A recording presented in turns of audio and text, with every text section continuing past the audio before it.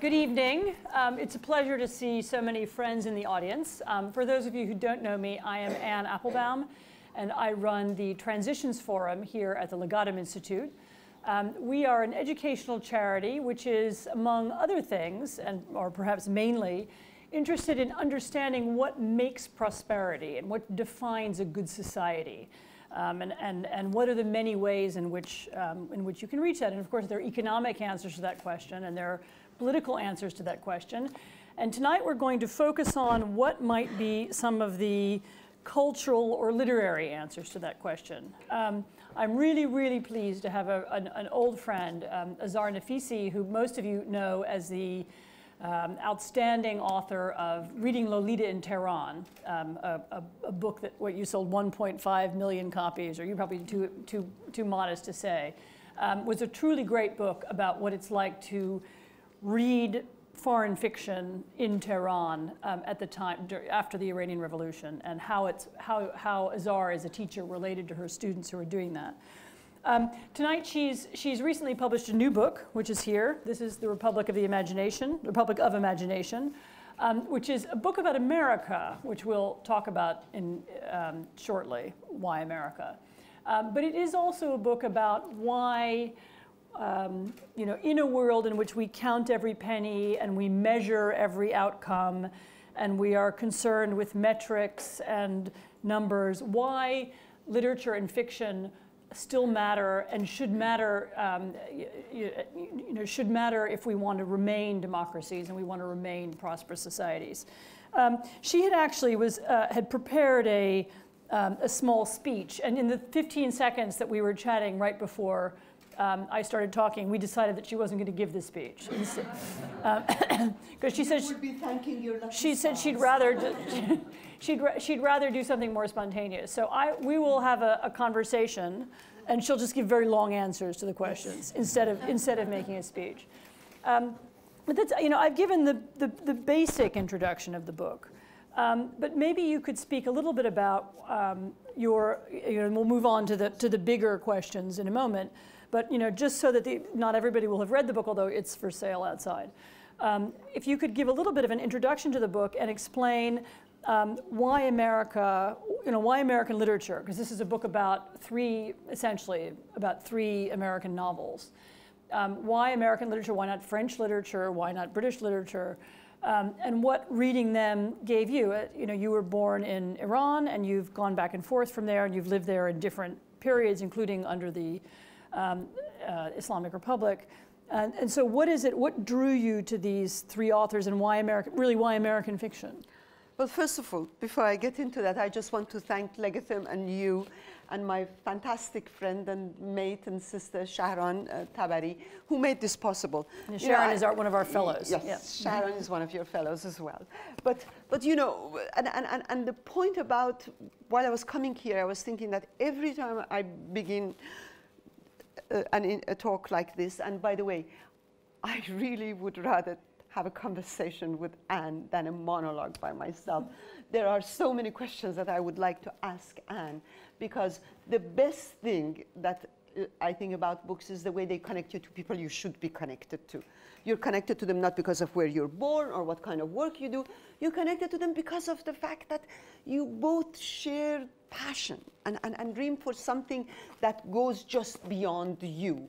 And that is how I discovered her. So, and I always say that, it is like meeting strangers for the first time, who through the books you've read, you become immediately intimate strangers. And Anne was an intimate stranger to me before I ever met her, both through her columns in the Washington Post and her amazing, amazing books about, the Eastern Europe and the Gulag. I mean, so, and it goes on and on. I look at the audience here and I think, my God, your books bring the past. They bring your playmates that you haven't met ever here. They bring your lovely niece. They bring a woman called Katie Hickman, who in fact I met in Hay Festival. And they meet all these intimate strangers that I'm dying to meet now. So I want to thank you guys for giving me this opportunity. The second thing I just wanted to, I will talk about my book, and I will relate it to the topic that you were talking about, because Legatim is one of those places where when they talk about prosperity, and like so many places, at least in my country now, US, prosperity immediately brings to mind simply wealth. And as we know, prosperity can have many interpretations and many meanings, but the whole point of it is that wealth has never been for humanity an end in itself. It has always been a mean for a healthier, for a society that is, for the well-being, and what this guy called Thomas Jefferson, I believe, said, the right to pursue life, liberty, and pursuit of happiness. By the way, pursuit of property is replaced by pursuit of happiness. I think that there's a, talks to prosperity, that pursuit of happiness should be part of pursuit of wealth. And so what I wanted to say in my book, the question that I was faced with was at first, can a democratic society survive without a democratic imagination? That was a question that came up to me because during my travels for reading Lolita in Tehran, a lot of people would tell me, well, you read these books because you lived in a society that was so repressed, and yet why do we need to read books? As if, they have to take away your right to read books before you read books. You should always be deprived in order to appreciate what you have. In one of the talks at this marvelous bookstore at Elliott Bay in Seattle, this young man was in the line for a book signing, and when he came to me, he was Persian, and when he reached me, he said to me, "You're wasting your time, because these people," meaning Americans, "they don't care about things we care about. They don't care about books, and they don't care about Xeroxing hundreds of pages of Madame Bovary or Huck Finn the way we did." And that question remained with me. And then when you talked about prosperity, I thought, well, it is not only the fact that prosperity cannot exist in whatever kind of society you live without imagination and ideas. In fact, humanity cannot exist. And could you shut me up whenever you feel I will not shut you up. No. We always talk about democracy until we get the podium. Keep going. I tell her I want to have a conversation with you, but then I go on and on. No, speak. I'll interrupt you when you say something wrong. And so, talking about prosperity, actually, I was looking through my notes, and I don't know why I had this quotation. I usually write these quotations. I had this quotation from Adam Smith, which I thought, because he was sort of the person who coined the word, about free market and about free enterprise, in fact. So he says, "How selfish soever man may be supposed, there are evidently some principles in his nature which interest him in the fortune of others and render their happiness necessary to him though he desires nothing from it except the pleasure of seeing it." And I thought those principles that Adam Smith talks about are what we call humanities. And humanities is the way we think and the way we discover the world and the way we relate to the world. Now, in my country right now, in America, we segregate science from humanities. We talk about science and technology as if they are useful to us in a very utilitarian manner, while humanities, what the hell should we read The Great Gatsby or Pride and Prejudice? First of all, Pride and Prejudice is really a chick book. It is not for grown-up dead white males, and Huck Finn was written so long ago. Now, the question, the point that I wanted to bring to people was that the definition of humanity started with the two pillars of what science and humanities, science and imagination, are built on. Because both science and imagination live and thrive on what we call curiosity. It is just almost sensual desire to want to know. And part of it is now pleasure, but at the beginning, when we began, it was also for survival, because you needed to know the world in order to survive the world. And you needed to name the world in order to survive the world. And so the urge to know, both imaginatively and scientifically, came together. To know nature first, which was science, and then to imagine this chaos of the world that you're thrown into. You name it. So the Greek gods and the Roman gods come into being. The drawings on the caves come into being, you know. All of these come from man's desire to know and to control the world. So it is true that imaginative knowledge is also power, but not in the Edward Saidian manner of the power, where, you know, knowledge is power for both the victims and the oppressors. But the point about imagination and ideas is that they subvert both the victims and the oppressors. That is at the heart of them. The second thing we need for survival is to connect to the world. And that brings me to this wonderful Adam Smith man. You know, the fact that he says you need to connect, that, you know, your happiness, unlike what a lot of our politicians and policymakers nowadays say, or our elite say, depends on someone else's happiness. The greatest struggles in humanity, take America, the Revolutionary War, and afterwards the Civil War, and the Civil Rights Movement. You struggle for freedom, not only for your friends, but also your enemies become free. Those women who were against Elizabeth Cady Stanton or Harriet Beecher Stowe, or later on in the 70s, Betty Friedan and others, they also benefit for it.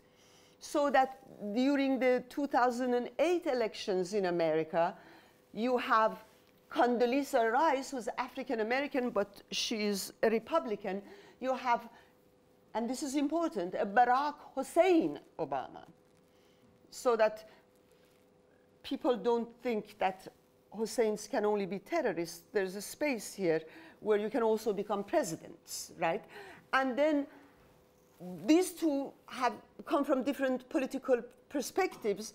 They're both very intelligent and they're both necessary to the life of American society, but they come from very different perspectives. You know, we don't know whether Martin Luther King was a Democrat or a Republican, but he worked for both of them. Hillary Clinton and Sarah Palin come from very different places. But once women become free, both Hillary Clinton and Sarah Palin, no matter what traditional women at that time were saying, have both freedom. And now Sarah Palin can think of becoming a vice president, and her husband becomes the first dude. You know, how do you like that? You know, so to make this long story short, I felt that democracies definitely need imagination. I will go into that a little bit more. But to be human means to imagine and to think. And if we forget that we are human, then we will become what we deserve, you know, which is just robots without, I mean, 1984 does have roots in reality. One of the greatest things about literature is not only the fact that it talks about its own times, but it talks about us. They predict us. We are born through Zora Neale Hurston, or Goethe, or Dante, or Molière, or Jane Austen, and our children will be reborn and be predicted through them as well. They are the enduring aspect of existence.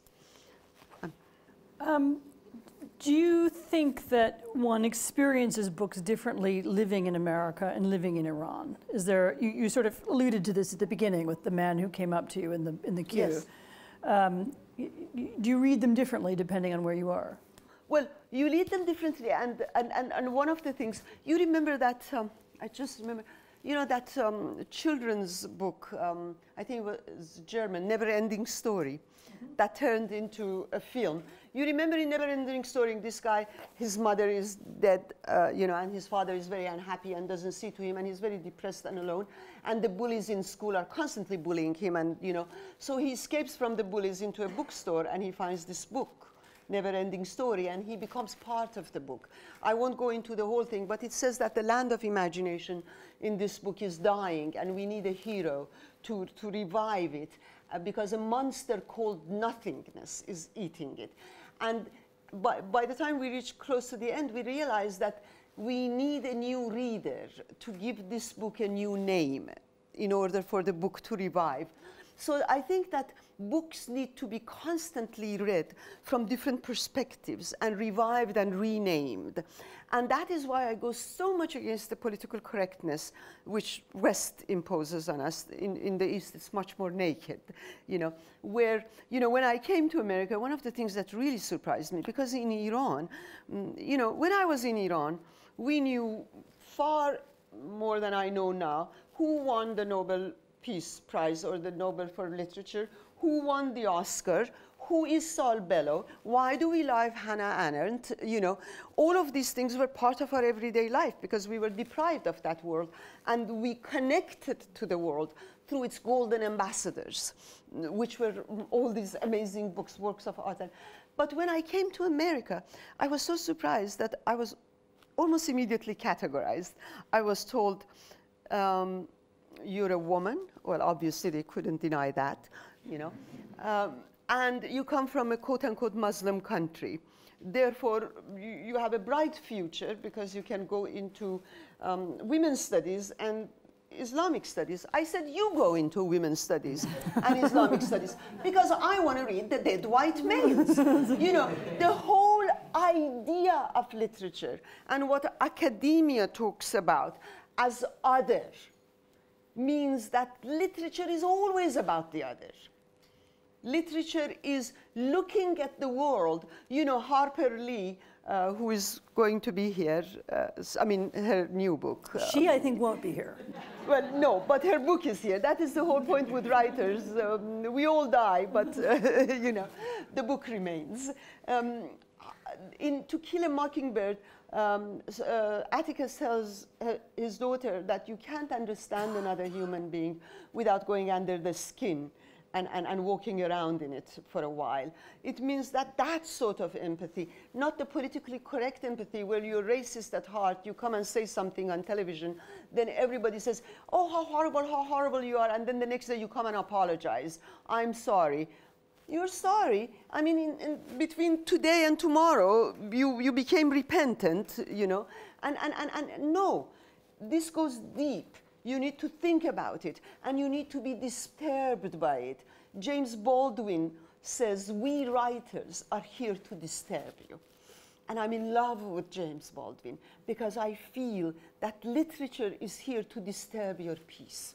And we in Iran, our peace is already disturbed. So we go to literature to both question and self-question the world. What happened? You know, where did we go wrong? But in America, or in the West, you are categorized. So if you're African American, you're supposed to be writing about African Americans, reading African Americans, talking African Americans. And I discovered through my students that if you're African American, you like to know about Asians. You like to know about the French. You know, you want to expand your horizon because it is so pretty damn boring to be constantly thinking just about yourself. That is why Alice is bored and she wants to go to a world that she doesn't know, you know. And so I felt that in Iran, what Bellow says, he says, those who survived the ordeal of Holocaust, how will they survive the ordeal of freedom? And when I came to America, I realized freedom has its ordeals.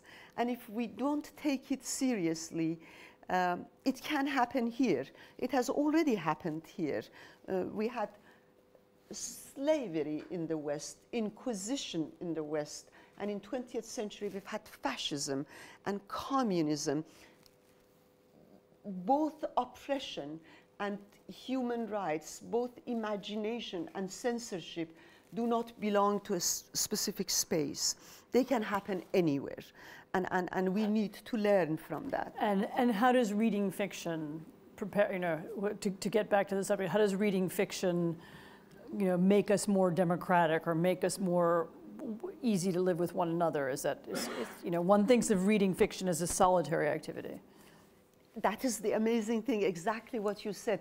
The great thing about fiction is that it is simultaneously solitary and connecting to the world, because as you know better than I, the act of writing, I mean, you have to sit in your room. You bloody well can't even take the dog out for a walk, because you have to be focused in this world that and Anne is so exceptional when she writes about history and politics, but she does it in a way that, like fiction, it makes you curious because you have to create a world.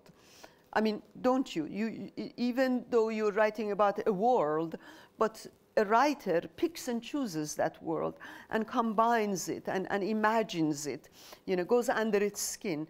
Now, in fiction, so you're closed off when you're reading, and it's like making love. It's you and the book, and you have to immerse yourself in the book.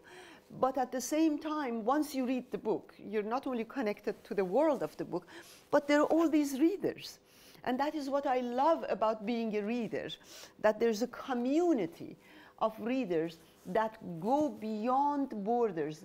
Imagination and ideas are the only spaces where we transcend the limitations of geography, nationality, race, gender, ethnicity and religion, where a man named Rumi is side by side with a woman named Austen, with a man named Dante, with a man named Molière, with a woman named Emily Dickinson. They're all in this space, and everybody is allowed to go into that republic. You don't need a passport, you don't need an identity card.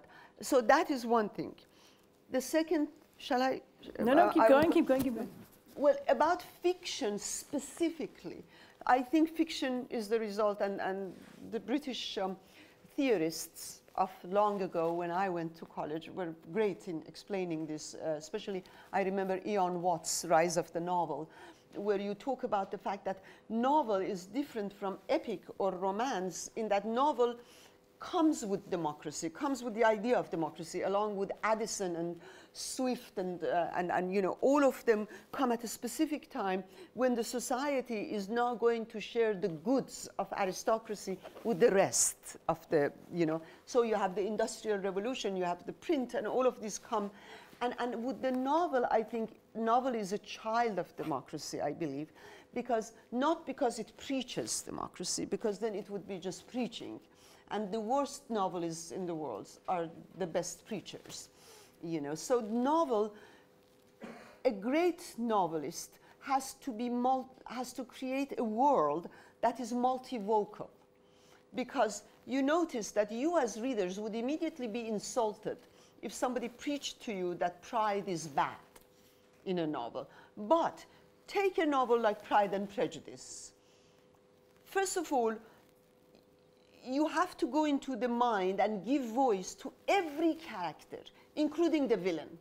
I mean, we laugh at Mr. Collins, but we laugh at him because he's real to us, And the worst crime in the novel, from Jane Austen to James Baldwin to Zora Neale Hurston to Toni Morrison to anyone you want to talk about, all of them, the greatest crime in the novel is the crime of blindness, not seeing the other person.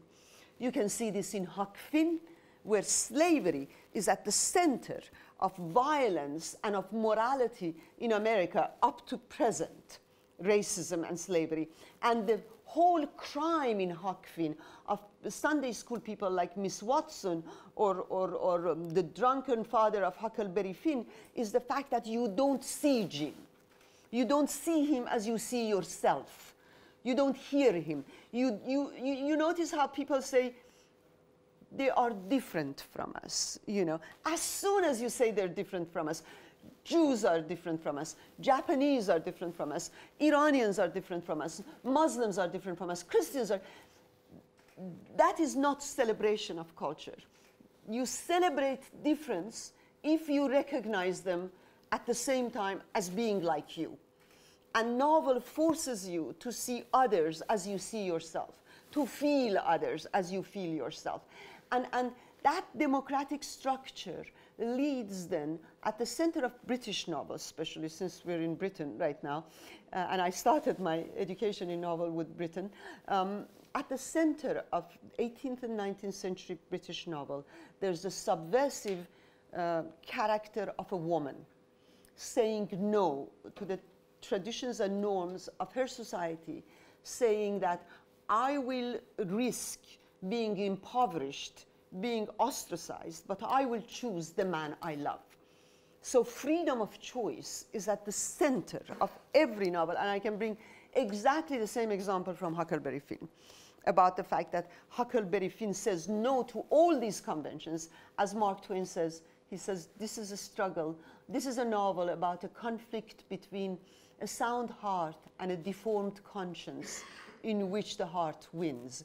You open, as Rumi says, the eye of your heart. You see the world through your heart.